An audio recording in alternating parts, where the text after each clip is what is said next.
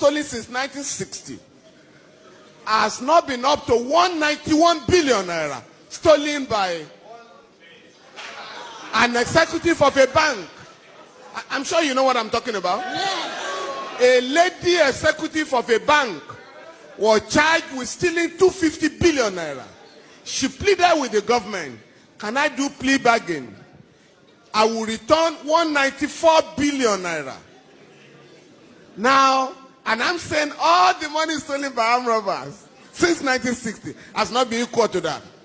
But we are then told by the ruling class, aided by imperialism, that everybody should mind his own business because of the fear that if you have a united African country in Nigeria, 170 million people, that is one of the largest markets in the world.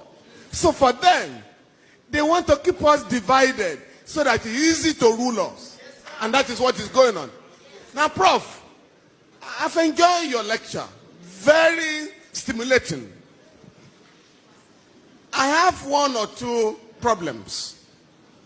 Yes, Africans are corrupt, but I beg you, don't be tempted to jump to the conclusion of the West that stigmatizes us as the most corrupt people on earth. It's not true.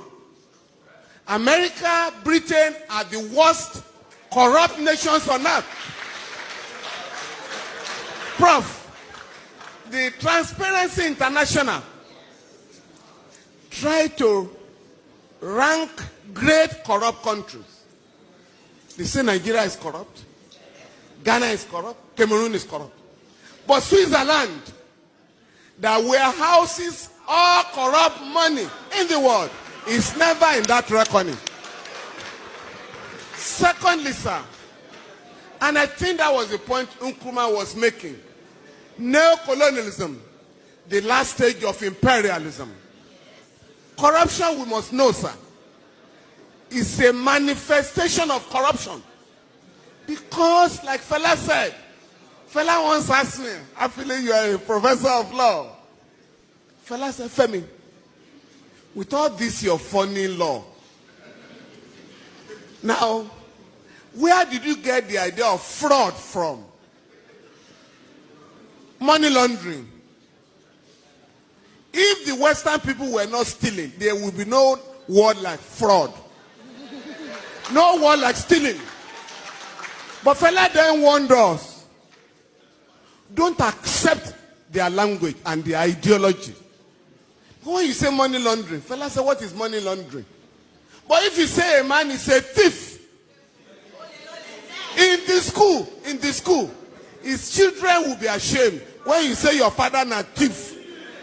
But when you say the man is engaged in money laundering, it means nothing.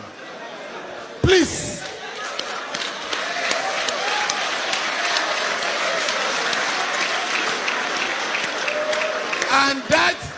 And that was when Fela was reminding us that they get the ruling class. Fela said members of the ruling class have ways of deceiving us. Embezzlement, defraudment. Make I remember another word, just to deceive people. But if we are going to organize Africa, sir, we need to draw a line of dichotomy between the countries that are getting it right and those that are exposing Africa to shame. You mentioned Rwanda. Rwanda, not just the cleanest city, has the largest number of women legislators in the world, ahead of the West. But here, you are told here, women are supposed to remain in the kitchen, not to go to politics. And you know how they keep women away from politics? All the meetings of political parties are held in the dead of the night. Why? I'm talking of great ideas by lecturers, and you could pick and choose. And I chose ideas that could transform our continent. And when I went to practice, incidentally, I think Motoraya is left. Who asked the question? Morayo. I practiced under our father, the late Alawa Kabashorun, and he was an African lawyer, was very close to Nkrumah, Fela and all that. And that generation believed that Africans should be made to realize that we can solve our own problems. Fela sang about religion, and this is very important. Because I was just reading Pastor Adeboye, who has just said that he wants to establish more churches so that everybody can have a church within a walking distance. Now, Fela sang about religion and the danger of religiosity as opposed to spirituality. Now, Okoye, Akadina Okoye has just given a beautiful reply this morning. That what Adebayo is talking about are business centers, not religious institutions.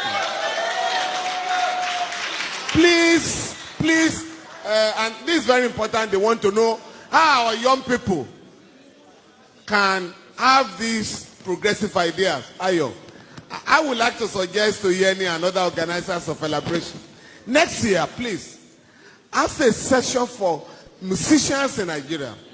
Not just the show. Have an intellectual engagement with them so that you can get them to realize what it means. My own son, my son is a musician. And I asked him one day, where are you getting your ideas from? He said that you've forgotten that in your car, in our home in those days, you always play Fela. And I have learned about singing for relevance in our society. The last one is about the elite. All of us here, including Prof. Fela decided to drop ransom from his name. You know Fela was Ransom Kuti. He dropped it and chose Anikulapo Kuti. And that influenced many of us to also change our foreign name. Prof, by the way, I was also a Patrick, like you. Now, but I've thrown away that. But on our children, all of us can decide today. Because Prof made the point. We are all proud. When a friend visits you and you say, greet your uncle. You speak the same language. That does not happen anywhere in the world. The late Ganifa Emi called my house one day. My last girl picked up the phone and said, who is speaking, please? And Gani said, please give the phone to your father. Is that not Femi Falana's house? The girl said, yes. Why are you speaking English to me? And I had to apologize. He didn't know you were, sir. In my home, my wife and I decided, since we didn't learn our own English in school, at home, we're never going to speak English to our children at home. Now, that has paid off. Contemporary and friends of my children ask them now, where did you learn your Yoruba from? And I think all of us can decide to teach our children our native language. When we were in school, it was prohibited. They call it vernacular. If you spoke Yoruba in my secondary school, you would go for 2